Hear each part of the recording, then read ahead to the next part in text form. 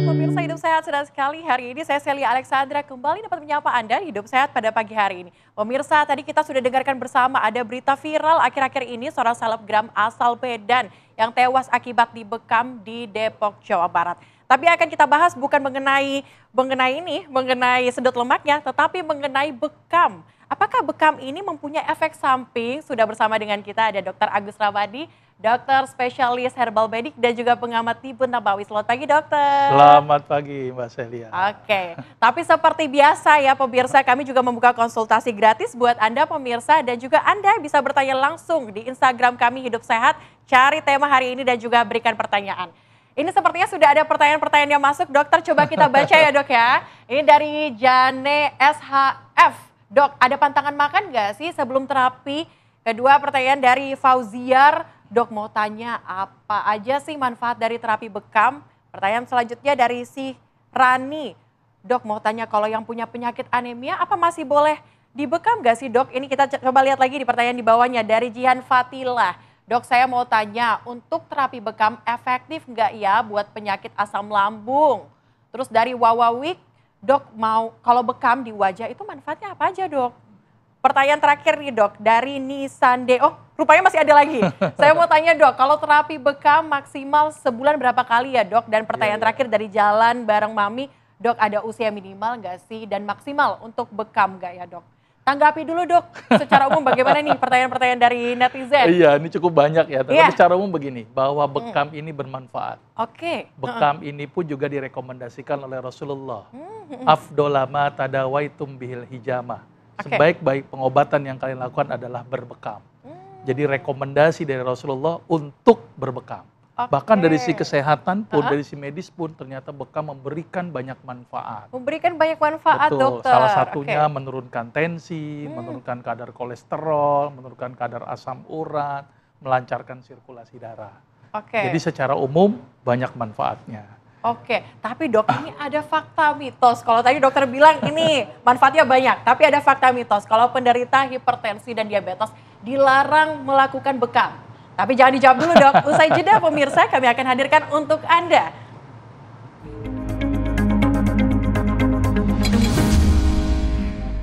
Oke pemirsa, kita kembali di Hidup Sehat dan di tengah-tengah kita sudah ada pasien yang akan didemokan ya dok ya. Bagaimana cara dari bekam yang sesuai dengan standar? Dok bisa langsung nih apa aja yang disiapkan dok? Ini saya demokan dulu nih. Jadi langkah pertama adalah yang dalam membekam adalah harus steril. Harus itu steril, prinsipnya, gitu kan? Karena kalau tidak steril cukup beresiko, karena ada perlukaan. Ini sambil saya bicara sambil saya demo. Oke, tapi sebelum dokter berlanjut ya dok ya, tadi ada pertanyaan fakta mitos yang masih menggantung. Sebenarnya diabetes dan hipertensi, ini apakah boleh dok melakukan bekam dok? Gimana, dilarang katanya dok? Jadi pada prinsipnya adalah kalau pada orang hipertensi dan diabetes selama masih aman, tidak mengalami neuropati atau hipertensi maligna, itu saya bolehkan. Oke, harus cek dulu ya dok ya? Ya, makanya itu kenapa di sini saya menyediakan alat cek gula darah. Oh gitu. Harus dicek dulu karena kalau terlalu tinggi atau dia mengalami neuropati diabetikum, itu resiko sekali untuk dibekam. Oke, gitu seperti itu. Jadi mitos ya pemirsa, tapi harus dicek dulu kata dokter untuk memastikan. Nah gitu ini pasien ini juga harus dalam kondisi yang memang bersih juga ya. Bersih ya. Jadi jangan habis dari pasar langsung bekam gitu ya. Jadi pastikan harus dalam kondisi yang memang pasien pun juga dalam keadaan bersih. Karena kalau tidak cukup beresiko gitu ya. Harus setelah mandi atau gimana dok? Ya pasti harus mandi dulu, harus bersih dulu, terus kemudian tidak dalam keadaan kotor intinya. Nah terus perhatikan ketika bekam ini, adakah kelainan kulitnya dulu? Karena kalau ada kelainan kulit resiko. Panu aja misalnya, itu resiko sekali Mbak. Maka itu kenapa harus pastikan dulu di sini dan perhatikan kontraindikasinya. Harus keamanannya. Ini langsung saya demokan aja. Tapi dok, ini kan kita kadang kalau bekam itu kan biasanya di mana aja ya. Kadang saya juga kalau bekam tuh di mana aja. Tapi boleh nggak sih dok dilakukan bukan oleh tenaga medis profesional? Nah, sebaiknya bekam itu harus orang yang berpengalaman, minimal mempunyai sertifikasi atau minimal dia harus memahami indikasi, kontraindikasi, atau hal-hal yang harus diperhatikan dalam berbekam. Jadi nggak sembarangan juga. Jadi nggak sembarangan. Betul. Karena kalau tidak malah menimbulkan resiko, bahkan bisa menyebabkan kematian kalau memang tidak diperhatikan aspek itu. Nah ini kita bekam, jadi setelah dibersihkan, di kop terlebih dahulu, gitu ya, di kop. Ini salah satu titik yang kita pakai, Ya. gitu ya. Ini kopnya, dan ini juga harus dalam kondisi steril, dan kita pun harus kondisi steril. Oke. Gitu ya. Jadi kalau nggak steril cukup resiko, gitu ya. Ini saya contohkan 2 titik aja, Mbak, nggak usah banyak-banyak ya. Gitu ya. Tapi dokter, kalau misalnya nggak steril seperti yang dilakukan oleh dokter itu dampaknya apa ya nanti, Dok? Misalnya gini, kita mengalami perlukaan. Ya. Ketika ada luka, dia nggak steril gitu ya, maka kuman masuk. Kuman masuk menyebabkan infeksi, bahkan bisa menyebabkan timbulnya sepsis. Nah ini yang cukup berbahaya, malah menyebabkan penyakit gitu loh. Pengen sehat malah jadi sakit, kan itu yang jadi masalah. Oke. Nah ini saya kop, ini kurang lebih sekitar sampai dia berwarna merah. Sampai atau berwarna hiperemis. merah. Oke. Hiperemis. Tapi coba kita tanya nih dokter ya, sepertinya pasiennya gimana perasaannya nih? Rasanya gimana? Sakit nggak Mas Zia? Sakit. Sakit ya? Sakit Sebenarnya ya, Dok, nggak ya? sakit, enak sebenarnya. Ini sepertinya pertama kali. Pertama kali ya. Udah pernah belum? Belum pernah. Belum pernah. Belum Waduh, dibekal. saya waktu pertama kali juga kayak gitu, Dok, rasanya. Ini pertama kali berarti ya? Ya, pertama kali. Oke. Dokter, tapi ini kan dokter mulai dari bagian sini ya, punggung ya, Betul, Dok ya? betul. Tapi sebenarnya, Dok, ini ada fakta mitos lainnya. Ini kalau terapi bekam, ini nggak boleh di bagian leher sebelah kanan dan kiri. Ini fakta atau mitos, Dok? Ya, tergantung leher mananya dulu. Oh iya? Kalau Di- leher bagian depan, oh itu Di sini? resiko betul. Kenapa, Jadi Dok? fakta kan di sini tempat arteri besar. Oh, Di sini ada namanya gitu, arteri karotis, pemirsa. cukup besar. Jadi Iya, kalau ini iya. resiko di kop, Iya. jadi masalah. Kalau di bagian belakang Kalau di boleh, belakang Dok? sini nih, itu tidak ada masalah di sini. Ya. Ini salah satu titik-titik sunnah juga, dan itu boleh dan itu Oh, aman. boleh. Betul. Gitu ya pemirsa. Jadi memang ada beberapa tempat bagian depan itu nggak boleh karena ada arterinya, Dok, ya. Arteri besar, Arteri dan itu besar. tidak Kalau boleh. bagian belakang itu boleh diperbolehkan. Betul, Malah bagus betul. kata dokter. Malah bagus, malah bagus. Itu salah satu titik sunnahnya di situ. Oke. Gitu ya. Dan harus diperhatikan juga Mbak Celia, perhatikan pasien itu tidak mengkonsumsi obat pengencer darah. Kenapa, Dok? Karena obat pengencer darah bisa menyebabkan darah keluar terus-menerus. Jadi harus tidak mengonsumsi obat pengencer darah. Oh gitu. Itu Jadi kalau prinsipnya. lagi mengkonsumsi obat pengencer darah itu nggak Stop boleh? dulu, jangan bekam dulu. Kalau bisa sekitar Oke. 2-3 hari stop, kemudian baru dibekam. Termasuk tadi ada pantangan. Gimana tuh kalau pantangan makan? Sebenarnya ada cukup faktor resiko. Apa Salah tuh, Dok? satunya bawang putih yang terlalu banyak. Oh gitu. Nah, bawang putih itu ternyata memiliki efek mengencerkan darah juga. Jadi perlu diwaspadai juga tuh kalau seandainya konsumsi bawang putih banyak gitu kan, dalam jumlah yang banyak terus-menerus, itu juga harus diperhatikan. Oke. Takutnya darahnya nanti ituan nggak berhenti. Gitu, Oh gitu. ya. Tapi kalau proses yang awal kayak gini berapa lama, Dok, Nah biasanya? ini kurang lebih sekitar 3-5 menit sampai berwarna merah. Sampai berwarna Nah, ini merah. sepertinya sudah cukup ini ya. Oke, kalau nggak merah Oke, ya. berarti apa? Nggak capek ya badannya? Enggak juga. Biasanya karena efek pengekopan ini menimbulkan warna merah gitu ya. Nah ini saya hanya Oke. demo saja. Ya. Ini sebenarnya isi jarum tapi ini nggak isi jarum gitu Oke, ya, untuk cuma mendemokan dicontohkan aja, saja. Dok, ya. Ini kemudian dilakukan penusukan gini. Mhm. Nah nanti akan keluar darah, maka dilakukan proses pengekopan kembali gitu ya. Oh, tapi dokter, Dok, tadi kan kita bahas soal hipertensi dan diabetes ya. Tadi ada juga pertanyaan soal anemia. Sebenarnya kalau yang anemia tuh boleh nggak sih, Dok, melakukan Nah, bekam? ini basic dasarnya. Iya. Bahwa bekam ini pada prinsipnya adalah mengeluarkan cairan interstisial. Jadi cairan yang ada di antar Oke. sel. Jadi sebenarnya tidak mengeluarkan sel darah merah. Jadi sebenarnya pada orang anemia pada prinsipnya relatif lebih aman. Tapi saya pingsan waktu itu, gimana, Dok? Itu kemungkinan besar bukan anemianya, karena cairan yang keluar mungkin Mbak Celia mengalami hipotensi, bukan anemia. Oh, hipotensi. Tensinya rendah, gitu ya. Kemudian cairan banyak yang keluar sehingga drop. Nah itu langsung seperti kayak orang pingsan.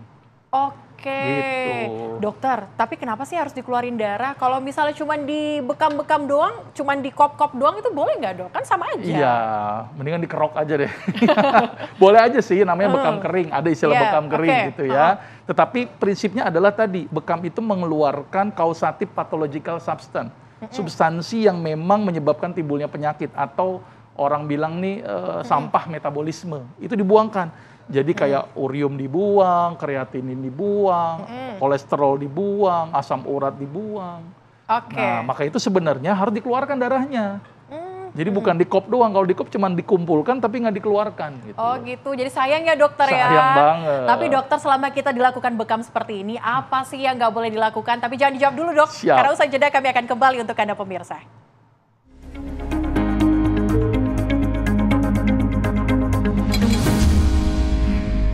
Pemirsa kembali di Hidup Sehat. Dokter, tadi ada pertanyaan yang masih menggantung. Selama kita dibekam, itu sebenarnya apa saja yang nggak boleh dilakukan, Dok?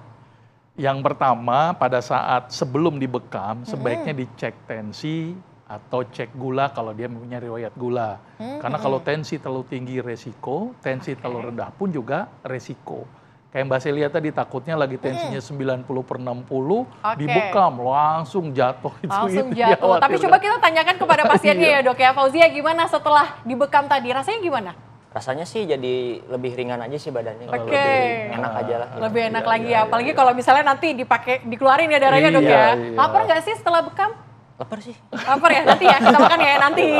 Tapi sepertinya kamu ada pertanyaan nggak sih untuk dokter, mumpung ada dokter nih di sini? Ada sih dok. Ya, siapa aja sih yang nggak boleh dibekam itu? Bisa dibekam. Gitu. Betul. Ini penting nih pertanyaan. Jadi tidak semua orang itu boleh dibekam. Misalnya orang-orang yang sudah lanjut usia, kulit keriput, itu resiko. Nggak boleh juga dok? Oh ya, resiko penyembuhannya jadi sulit. Satu, orang yang mengalami udem, bengkak. Yang keluar bukan manfaat bekamnya, bengkaknya itu yang jadi resiko kan. Jadi terus tambah bengkak gitu ya dok? Betul, bukan tambah bengkak. Bengkak itu daerah yang tidak boleh kita bikin luka, nanti proses penyembuhan luka jadi bermasalah. Atau orang-orang yang punya kelainan penyakit, misalnya nih kondisi orang-orang yang punya penyakit hemofili. Hemofili, jadi ada gangguan bekuan darah, itu juga beresiko. Ya, jadi harus diperhatikan aspek-aspek tadi. Atau tadi daerah bekamnya ada kelainan kulitnya, itu juga boleh dibekam karena itu merupakan port di entry-nya kuman masuk ke dalam. Jadi tidak semua orang boleh dibekam karena ada faktor-faktor risiko tadi. Tapi ada lokasi-lokasi tertentu nih dok yang mungkin buat saya bertanya-tanya, apakah boleh nggak sih bekam itu di bagian kepala dok? Katanya bisa mengurangi vertigo dan sebagainya. Gimana dok? Jadi memang ada beberapa titik-titik yang direkomendasikan untuk dibekam. Gitu ya. Ada yang disebut dengan titik sunnah atau titik yang direkomendasikan berdasarkan hadis. Salah satu di kepala ini. Gitu. Itu direkomendasikan sekali itu dalam hadisnya. Nanti dicukur dulu ya, kemudian ditarik. Tapi tidak semua tempat boleh dibekam loh. Misalnya lubang alamiah nggak boleh, lubang mulut dibekam nggak boleh, lubang anus dibekam nggak boleh. Itu cukup resiko untuk dibekam. Atau di daerah-daerah yang ada pembuluh darah besarnya. Seperti tadi di sini ada arteri karotis, dibekam resiko. Atau di daerah ketiak sini ada arteri aksilaris, cukup resiko. Jadi nggak semua titik boleh dibekam. Nggak semua titik ya dok ya.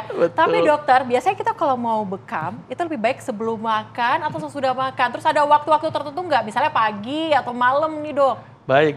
Jadi yang pertama begini, yang saya perlu jelaskan tadi ada pertanyaan juga. Bekam itu sebaiknya sebulan berapa kali? Disunnahkan 1 bulan sekali. 1 bulan sekali? Ya, tanggal 17, 19, atau 21 Hijriah.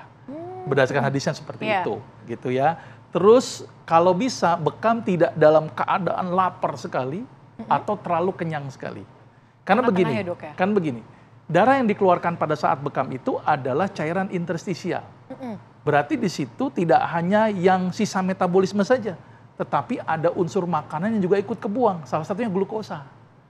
Maka itu kenapa ketika bekam jangan kondisi lapar, udah lapar dikeluarkan cairan interstisialnya, glukosa ikut keluar, tambah lemes dia. Oh mungkin, makanya waktu itu saya pingsan kali dok ya, saya nggak makan.